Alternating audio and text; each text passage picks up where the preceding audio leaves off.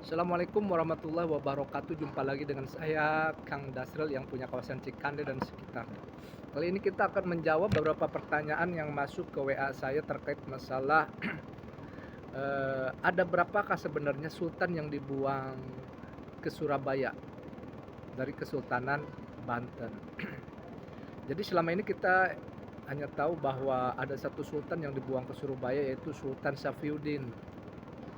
Namun ternyata atau faktanya menurut beberapa catatan dokumen ada 3 sultan lagi yang dibuang di Surabaya.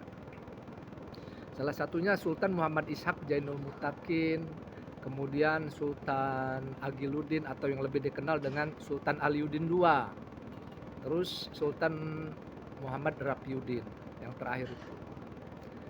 Jadi menurut catatan sini bahwa Sultan Zainul Mutakin diasingkan ke Batavia oleh Dendles pada tahun 1808 dan kemudian oleh orang-orang Inggris dibuang ke Surabaya tempat dia meninggal dunia pada tahun 1848. Jadi sebelum dibuang ke Surabaya, Sultan Muhammad Ishak Jainul Mutakin itu dibuang ke Batavia. Ya, mungkin sekarang lokasinya itu di Kota Tua, itu tempat-tempat tahanan di situ di belakang.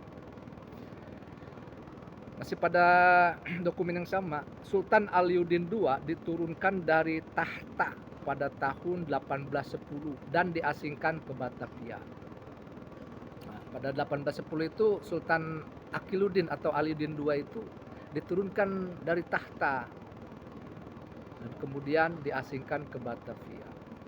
Kemudian pada tahun 1826 dipindahkan ke Surabaya tempat dia meninggal dunia pada tahun 1849. Nah, jadi dalam satu dokumen ini menceritakan 2 sultan yang dibuang ke Surabaya yang wafatnya selisih 1 tahun. Sultan Muhammad Ishak Jainul Mutakin wafat pada tahun 1848 dan Sultan Aliuddin II atau Sultan Agiluddin itu wafat pada 1849. Ini menurut laporan Residen Tobias dalam TNI TL Netherlands Indies pada tahun 1870 nomor 2 halaman 319 sampai dengan 320. Juga terdapat pada Rodra van Eysinga volume 3 bagian 2 tahun 1842 halaman 308. Kemudian Sultan Rafiuddin hidup bersama keluarganya di bagian selatan Surabaya. Ya, ini sultan ketiga yang dibuang nih. Dia hidup di bagian selatan Surabaya.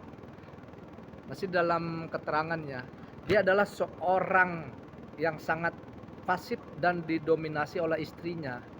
Uh, Kalau istilah sekarang mungkin takut istri lah ya, atau diatur sama istri.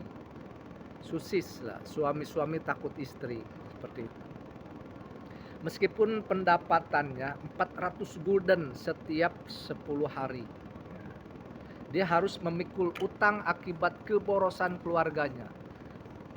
Jadi Sultan Muhammad Rafiuddin itu mengikul beban hutang keluarga yang boros. Dokumen ini terdapat dalam TNI 1859 nomor 1 halaman 29 sampai 30.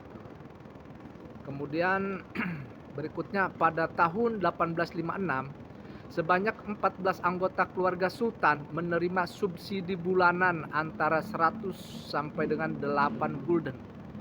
Jadi ada 14 anak sultan ini yang mendapat santunan lah dari pemerintah Hindia Belanda sebesar 100 sampai 8 gulden.